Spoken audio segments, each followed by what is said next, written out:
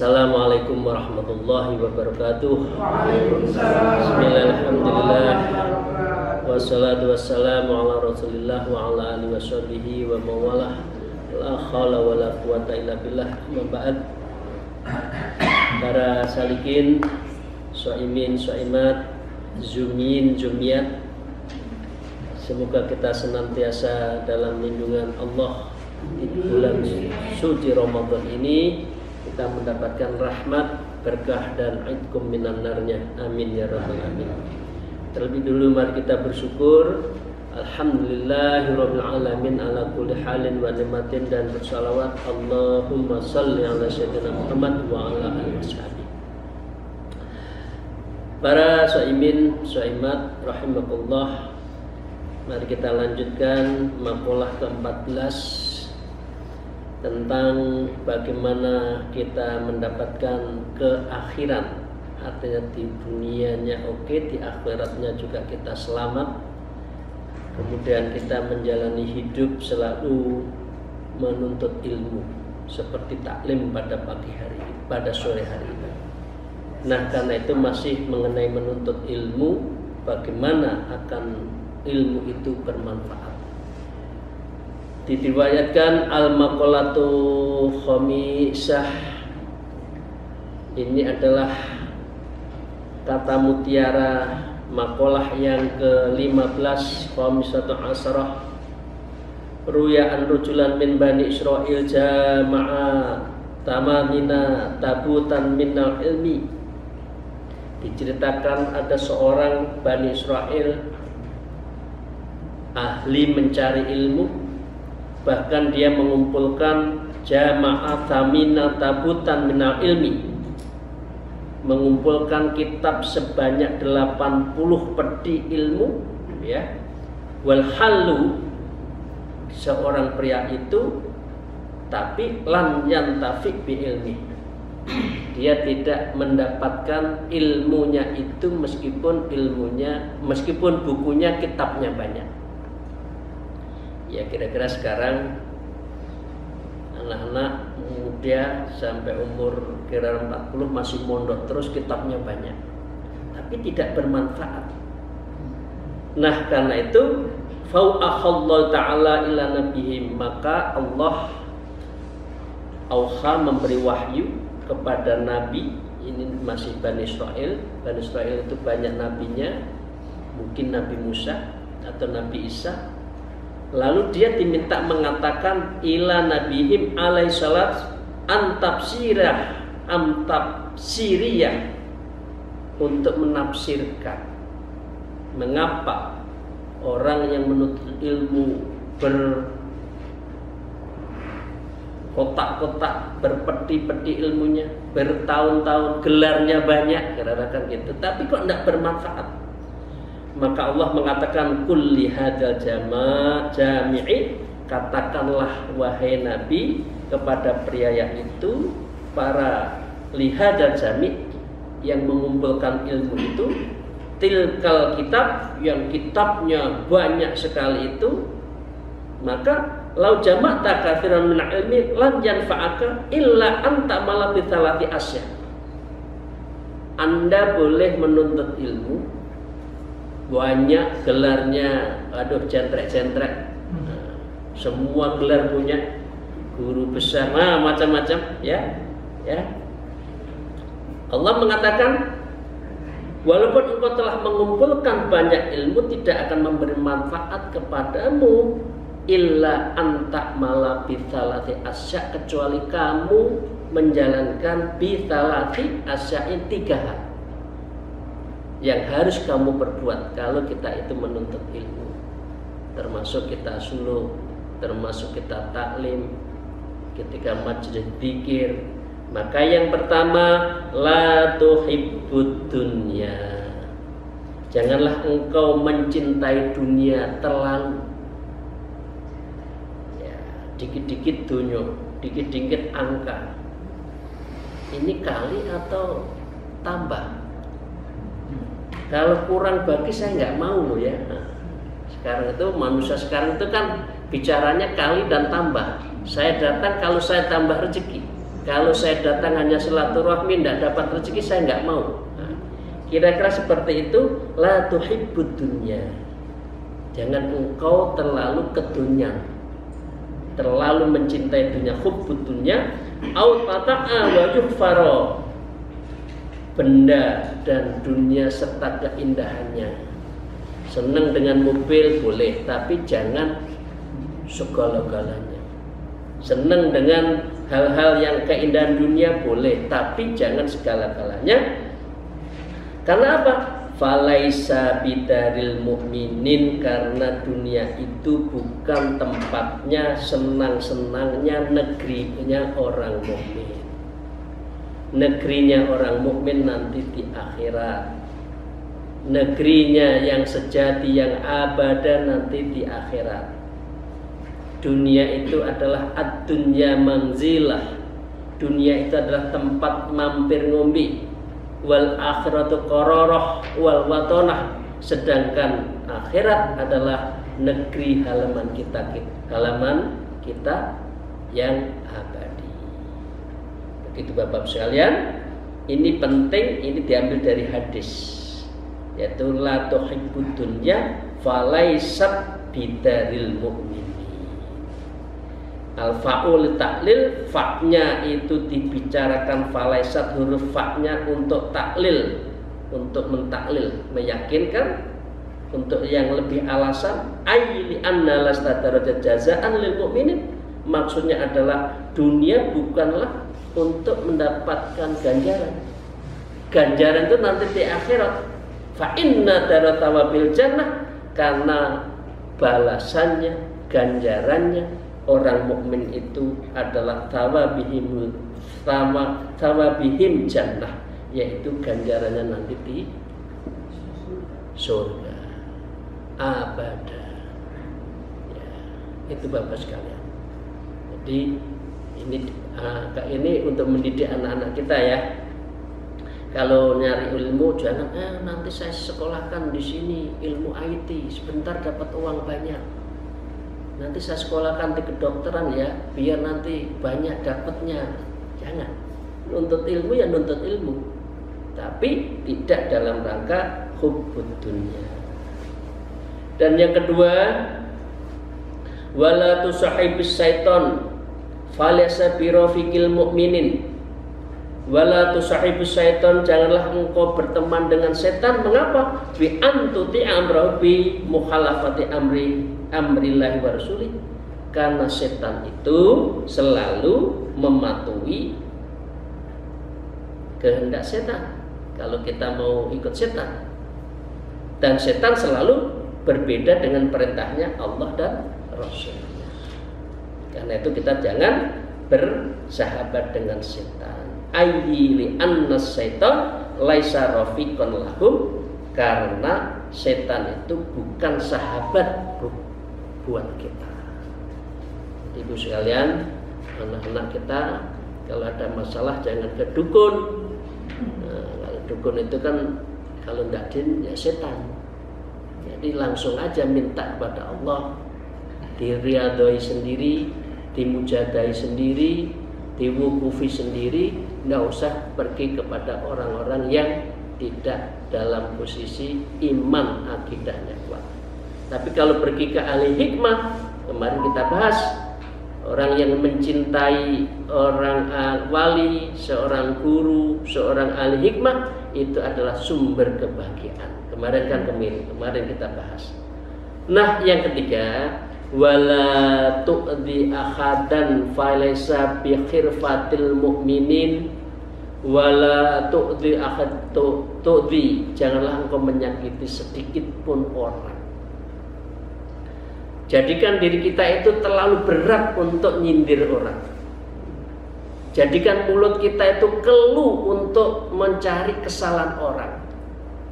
Jadikan tangan kita itu berat untuk nge-share yang di situ hoax. Gitu loh. Ini masih Ramadan nih. Saya lihat masih banyak nge-share, nuduh sono suudzon masih. Ya Allah, ya Rahman, ya Rahim. Apa enggak takut amalnya hilang orang yang hasad seperti ini?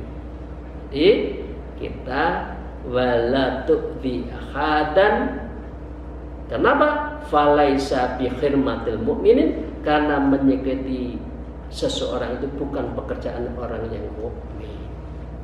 Aili annal idza alaisa sun'atuhum, yakni karena menyakiti itu bukan perbuatan orang yang beriman. Padahal ya sudu badun kan? Padahal sesama kita itu adalah saling memperkuat, saling menghormati, saling mengasihi, dan saling seperti batu bata rumah itu loh, saling memperkuatkan. Jangan sampai kita saling memusuhi.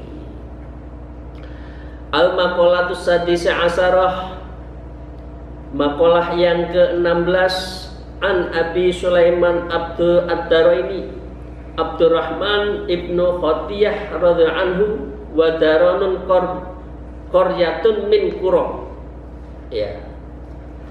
Ini diceritakan dari Imam Abu Sulaiman Ad-Daraini, nama lengkapnya Abdurrahman bin Atiyah Ad-Daran, satu desa di Damaskus, Syria. Ya.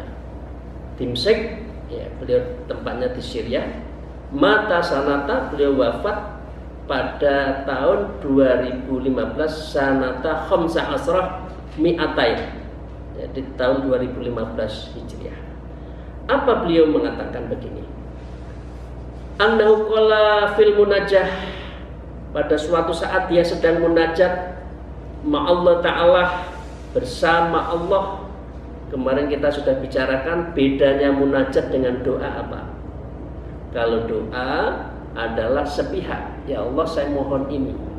Tapi kalau kita munajat, ya Allah Engkau maha kaya, memiliki segala sesuatu, saya itu ada orang miskin, saya ini tidak punya apa-apa, sekarang lagi ada hal yang perlu saya selesaikan, mohonlah kiranya ya Allah. Nah, itu munajat.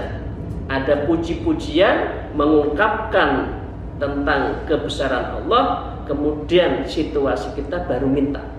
Kalau doa itu langsung, ya Allah. Nah, gitu. Kalau munajat, ini sedang munajat Syekh Abu Sulaiman Ad-Daraini.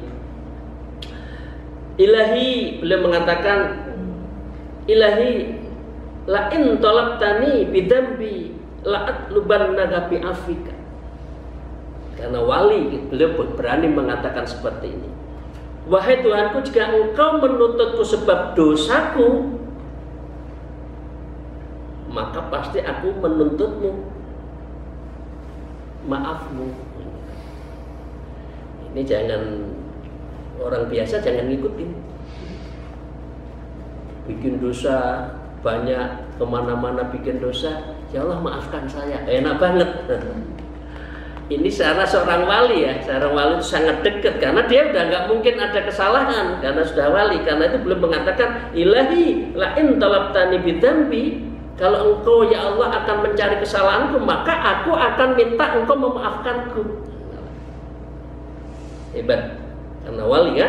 Li'anna maghfirataka awsa'a min dunubi, karena sesungguhnya ampunanmu itu lebih luas dari dosaku. Allah mengampuni itu gampang.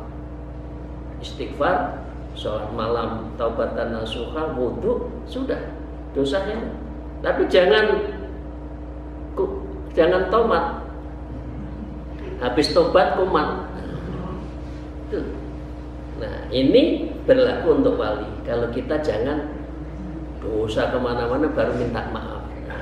Dosa kok disengaja. Nah, ini yang pertama. Yang kedua, wala in talabtani bi khukhli, ya la'at lubannaka bisihaika. Ya Allah, jika engkau menuntut sebab kekikiranku, ya kikir, padahal kita diminta untuk lomo ya, untuk sangat dermawan. Biman wajibi aumani asaila min hudil indi, dengan menghali kewajiban menolak untuk orang minta yang sedang kita punya, yang bayang indi, ya.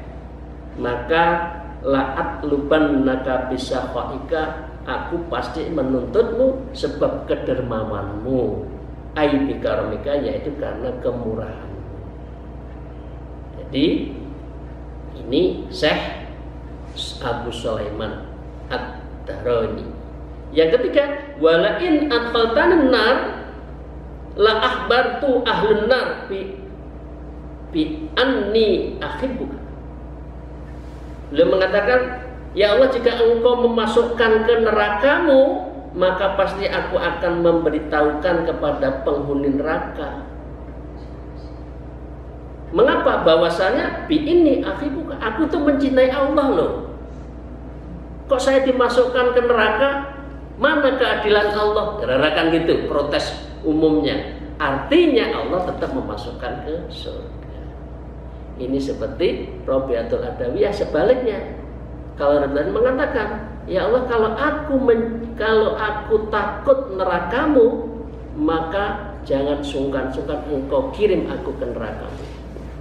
Tapi kalau aku mencintaimu kalau aku bidah karena surgamu, maka jauhkan surgamu itu kepada saya. Ini Rabi'atul Adawiyah. Karena antara dirinya Rabi'atul Adawiyah dengan Allah itu, ini bukan untuk didiskusikan. Di dalam teori tasawuf disebut al-ittihad. Ittihad itu adalah menyatu. Mahabbahnya Rabi'atul Adawiyah itu sangat dalam kepada Allah.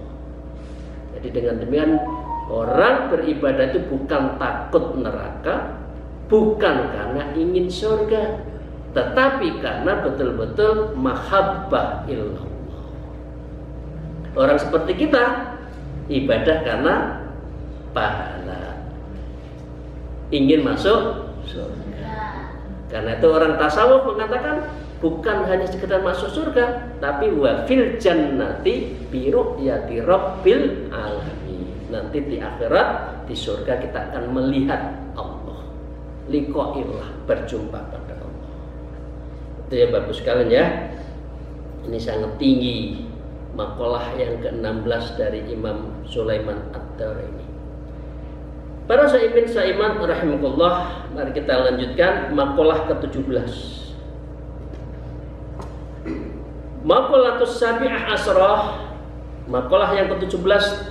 Kila dikatakan as'adun nas man lahu qalbun alimun wa badanun sabirun wa qana'atun bima fil yadi. Nah, ini artinya begini. As'adun nas man lahu qalbun alim. Seorang yang dikatakan bahagia apabila dia mengatakan qalbun alim, hati yang alim, hati yang dalam, hati yang mengetahui, makrifat. Ya, karena kalau sudah makrifat berarti man arfa nafsa faqad ngarafa rabbah. Ya, karena apa? Bi annahu ta'ala mahu fi ayyi mawdhi'in kana. Karena orang yang hatinya dalam mencintai Allah, Allah akan menyertai dimanapun dia berada. Innallaha ma'ana wa huwa ma'akum ainama kuntum. Allah bersama kita dimanapun kita berada. Jadi ini as'adin nas, sebahagia-bahagianya orang kalau dia itu yang pertama adalah qalbun alim, arti ma'rifat. Yang kedua, wa badanun sabir, yaitu jiwa diri yang sabar. Ala ta'ati wal ma'azi, dalam keadaan bertaat atau di dalam keadaan celah-celahan. Artinya dicela orang, diolok-olokkan, kita sabar. Itu adalah orang yang bahagia. Wa qana'atun, ya, artinya yang ketiga adalah orang yang qanaah, menerima apapun yang ditetapkan oleh ridho, berarti kita rela dengan apa yang diputuskan Allah, bima fil yadi, dengan apa yang ada di tangan kita. min kismatillah, dari pembagian Allah, waskunul qalbi, dan ketenangan hati, inda adamil maklufati, dari hal-hal yang biasa kita memiliki. Jadi Bapak sekalian, kalau mau ingin bahagia, kuncinya 3. Ingkang nomor setunggal, atine kudu datar makrifat. Ingkang nomor kalih, kedah sabar. Yang kedua sabar. Yang ketiga adalah qanaah. Coba Bapak sekalian, kalau kita hatinya gerundel terus, nggak sabaran, ya istrinya nyelatu orang, nggak akan bahagia. Dia tidak ridho terhadap apapun yang ada di sekitar kita, penyakitnya SMS, senang melihat orang susah, susah melihat orang senang. Banyak nggak seperti itu? Banyak. Temennya naik pangkat, marah. Temennya punya mobil baru, korupsi dari mana?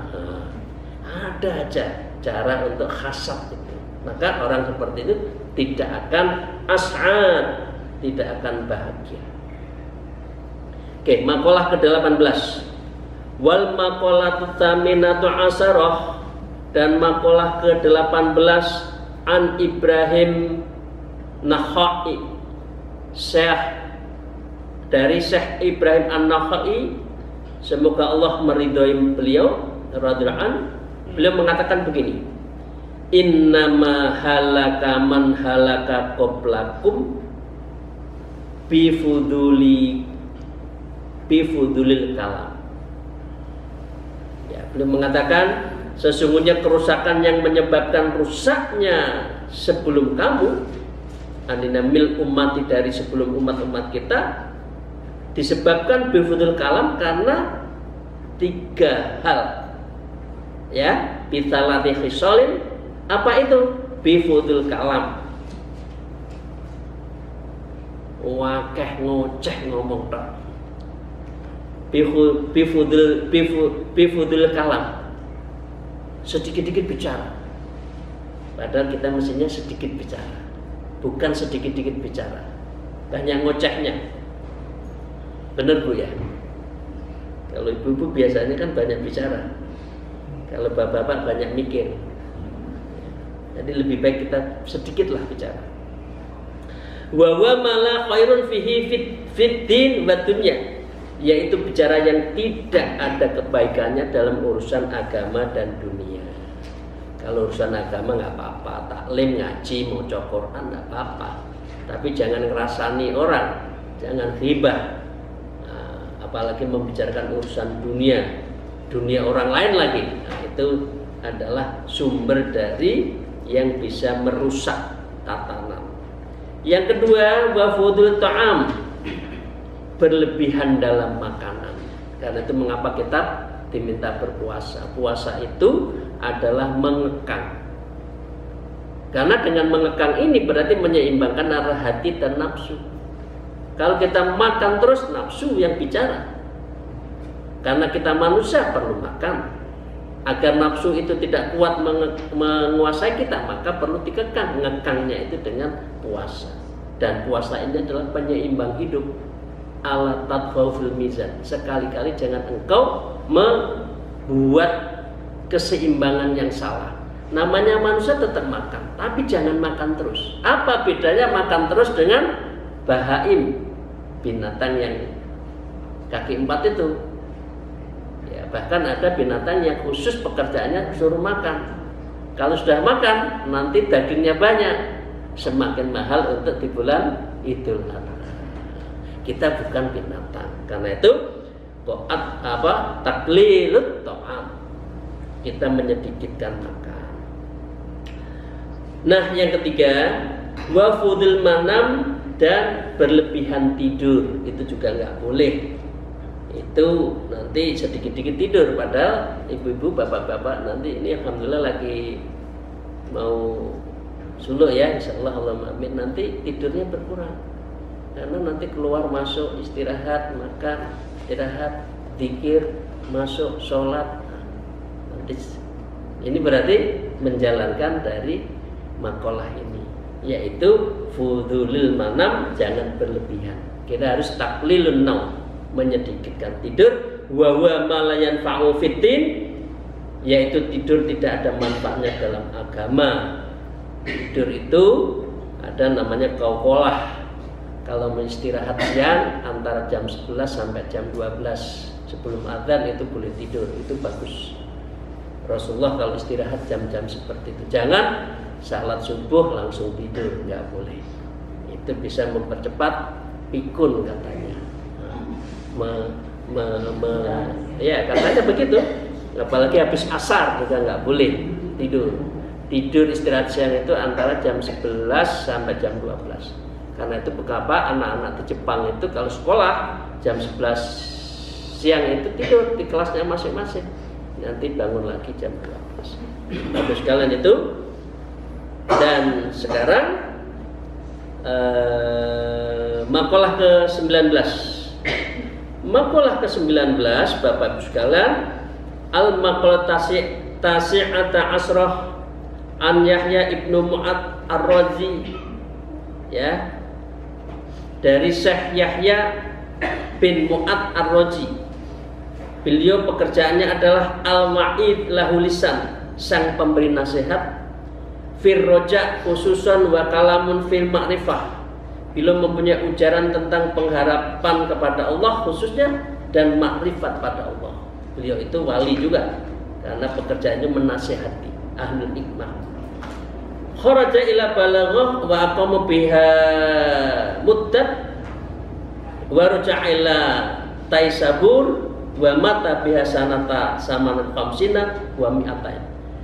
Beliau itu pergi ke Balkan, Eropa, tempat tinggal di sana sebentar, lalu kembali ke Naisabur dan meninggal di sana tahun 2058. Apa beliau mengatakan? Tuba liman tarokat dunya qabla an tatrukah. Sungguh beruntung bagi orang yang meninggalkan dunia sebelum dunia meninggalkannya. Ibu, bapak, para saimin saimat, memang harta kita akan kita di samping kita, di kuburan kita. Ya. Karena itu tasarrufkan, infakkan, sedekahkan selama kita masih ada kebutuhan kehidupan kita. Nah, karena itu untung kalau kita masih hidup sukanya meninfakkan, sedekah, syukur-syukur, mewakafkan rumahnya untuk kepentingan umat. Nah, itu harta yang sesungguhnya, bukan harta yang kita simpan di mana, di saham mana, bukan di tabungan mana, bukan di deposito mana. Itu enggak, bukan tabungan kita. Tabungan kita yang asli itu ya rumah digunakan untuk kepentingan umum. Ya, itu ya.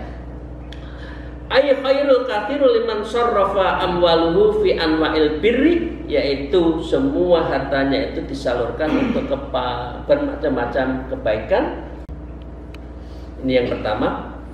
Yang kedua, belum mengatakan wa bana qabru qabla ayyadkhulahu, dan membangun kuburan sebelum ia memasukinya. Bukan sekarang, oh saya nanti kalau wafat di sini, ini kuburan saya dibangun dulu. Bukan, artinya bukan itu. Tapi bekal kita untuk di alam barzah itu sudah siap. Zikirnya, amalnya, insya Allah husnul khotimahnya, sholat malamnya dipersiapkan, sedekahnya dipersiapkan. Maka ini adalah orang yang beruntung. Bi an amala ma fihi taunisun fil qabr, dengan melakukan hal yang bisa menyenangkan di yaumul kubur. Teman kita itu kan di yaumul kubur 3. 1, amal hasanah. 2, apa? Baca Quran yang bisa menerangi kubur. 3, doanya anak. Ya kan?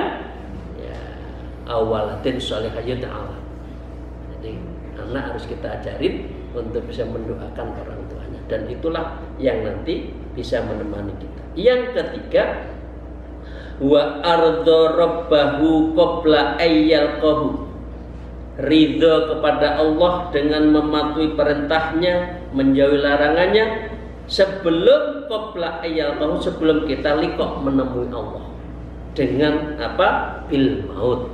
Artinya kita ridho terhadap semua keputusan Allah, dan ini menjadi bagian dari sikap qanaah, ridho dan rela terhadap apapun yang ditentukan oleh Allah. Bapak-Ibu sekalian, syukur alhamdulillah kita diajari oleh guru-guru kita, setiap malam kita diminta sholat li ridho illah, dan semua apa yang diberikan oleh Allah kita sholatnya li syukrillah, dan mohon apapun yang kebaikan kita diminta untuk sholat lil fadlillah, mohon anugerah. Dan ini diajari di dalam tasawuf, di dalam tarekoh. Kalau tidak di tarekoh nggak menemukan sholat-sholat seperti ini, karena ini tiada lain adalah apa? Menjawab dari wa ardo robbahu qabla ayyalqahu. Kita ridho terhadap apapun putusan Allah sebelum kita berjumpa, artinya wafat. Dan itu tidak ada kesempatan lagi untuk kita bermunajat, bermuraqabah, muqarrabah kepada Allah. Demikian, terima kasih. Semoga Allah meridhoi, membimbing kita, dan selalu membeningkan mata hati kita, dan kita betul-betul menjernihkan jiwa kita. Amin rabbal alamin. Mohon maaf atas segala kekurangan saya. Akhirul kalam, afu minkum, wallahul muwaffiq ila aqwamit thariq. Wassalamualaikum warahmatullahi wabarakatuh.